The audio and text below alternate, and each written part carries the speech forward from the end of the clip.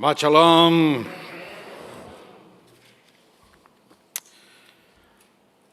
Jews must really drive people crazy. You know, in law school, they taught us to see both sides of an argument. So from early on, I've been trained, and to this day, I force myself to consider the views of the other side. So I get the intense frustration of those who don't like Jews. They thought they rid the world of Jews. And we're back. We just keep coming back. They forgot the original reasons why they hate us in the first place. That we're improbably, impossibly still here. Still here. Put yourself in their shoes. Can you understand how maddening it must be for them? Consider the enormous efforts invested over centuries to cleanse humanity of our kind, and we just keep coming back. All would be well with the world if it wasn't for the Jews, the source and the cause of all of the world's problems. It's said that after World War I, Woodrow Wilson labored to convince European leaders of the necessity of creating the League of Nations, the precursor to the UN. In one of his lengthy negotiations with one leader, that European leader bluntly told him, "If our demands are not met, our people will be so irritated that many of them will go out and kill the Jews." And what would happen if your demands are met? Wilson asked. Then my people will be so happy they will go out and kill the Jews. Now, because I've been trained to see the arguments on all sides, I understand the frustrations of those who think there are too many Jews around. You know, there is a worldwide Jewish conspiracy. I'm on the executive council of the American branch of the Elders of Zion. Although I don't appreciate being called an elder. We meet every month in a secret location. I can't tell you where. Well, I could, but then I'd have to kill you. But I can share with you that we speak about international domination. We try to figure out how to take their jobs, how to take their money, how to oppress them, how to enhance our whiteness to lull the extreme right and increase our melanin to pacify the extreme left. They really understood us when they shouted, "Jews will not replace us," because that's exactly what we're trying to do. All 15 million of us, we want to replace the 8 billion people on earth. So what if today all the world's Jews can fit into one Shanghai neighborhood? Just wait till we get our act together. Wait till the conspiracy gathers steam. I guarantee that within a generation, there'll be enough of us to fit into 2 Shanghai neighborhoods. And that's not even counting that China's population is decreasing dramatically. We have the blueprints. We call them the protocols of the Elders of Zion. Our plans of world domination are ready to go. I can't show them to you. Well, I could. I'll have to kill you. You can see the international conspiracy if you open your eyes. I was in Israel in November. And what they say about us is completely true. Jews control the banks there, the media, academia, the industries. All you hear is Hebrew, that Jewish language on the streets.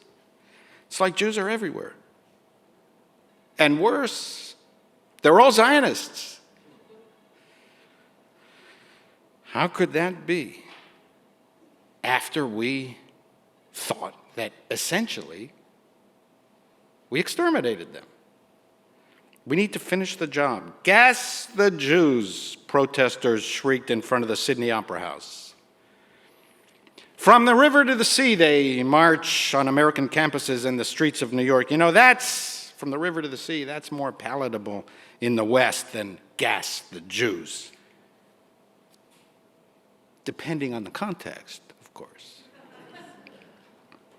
The context is the Jews. You realize that, right?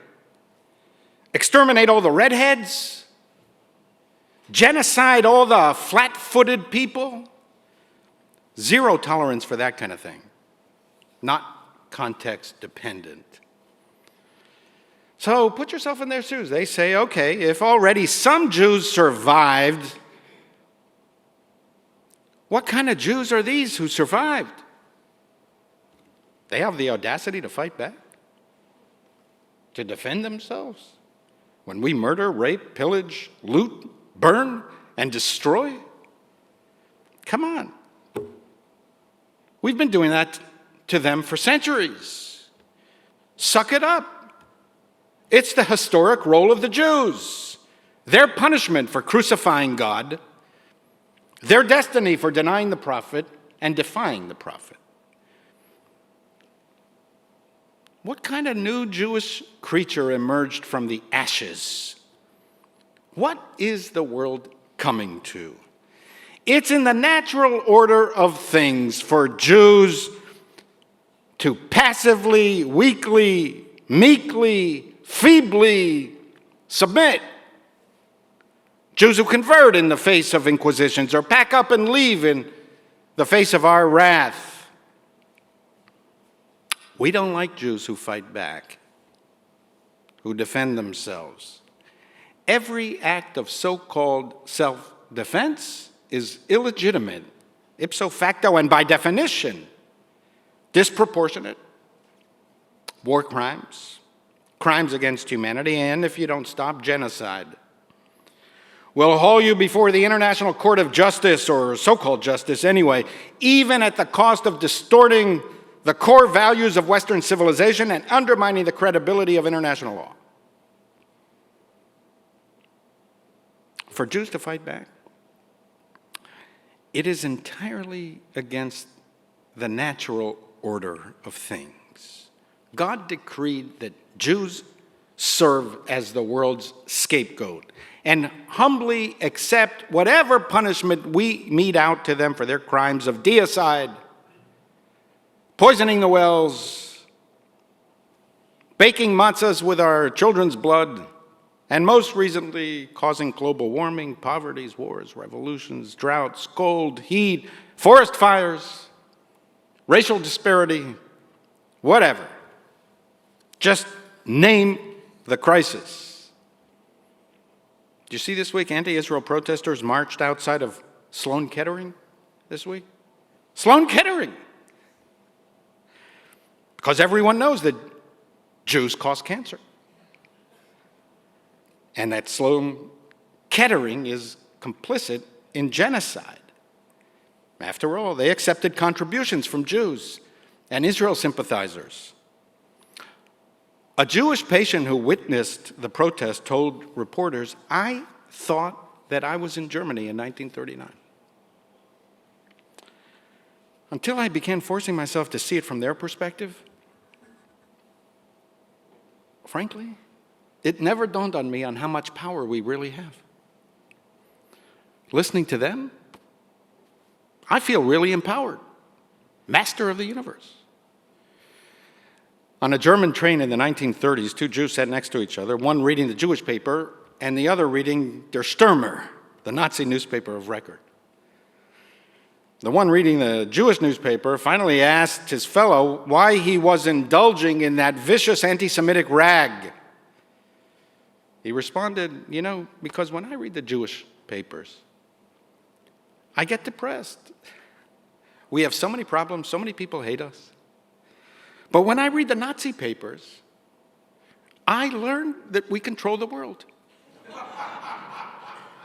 And that makes me feel so much better and so much more powerful. Why did we think that simply because we live in this era, centuries of history don't apply to us? We've had a non-stop stream of people since October 7th. It's so sad to see, especially young parents with young children who are experiencing real anti-Semitism for the first time. What a shock. as if centuries of history don't apply to us. That we finally overcame all the animosities and hatreds. Why? Because we're alive now, and we convinced ourselves that by plunking ourselves into this period of time, we could defy age-old behaviors? It may be that although progress was once a good idea, it's been going on for much too long. Perhaps the world is simply returning to historical norms in regards to the Jews. Maybe, maybe not. Either way, we should be prepared. You know about the Jewish wise men of Chelm? Anybody know those legends of the wise men of Chelm? They fancied themselves as supremely intelligent and sagacious, yet made the most foolish decisions. Legend tells, that when the earth was created, God decided to fill the earth with people, and 2 angels were sent to deposit all the wise and all the simple souls evenly throughout the world, that no one place would have a disproportionate number of intelligent or unintelligent people. But alas, one angel, flying with his 2 bags, one of wise and one of simple souls, flew too closely to a mountain peak, and the bag that contained all the simple souls ripped open on the mountain peak over this one spot, and they all spilled out over what later became known as the tiny village of Chelm. And one day, 2 villagers from Chelm went for a walk on a brilliantly sunny day. But within hours, the skies grew cloudy and it started to pour. "Open your umbrella," said the first man to his friend. "It's no use, it's full of holes," he replied. "Then why'd you bring it?" "I didn't think it would rain." We need to be better prepared, more aware of the dark clouds gathering in the western skies. Mark Twain said about the music of Wagner, "It's not as bad as it sounds." It's not as bad as it sounds. We've seen worse, far worse in our history, and we have always prevailed, and we will do so again. And remember, America is still America. I love this country. I believe in its values. I believe in the common sense and common values of Americans. Most Americans are good people. They are kind, considerate, caring, compassionate. Most Americans know the difference between terrorism and freedom fighting, and they realize that much more is at stake than Israel or the Jews. Western civilization itself is on trial these days. It is in these people that our future will be forged.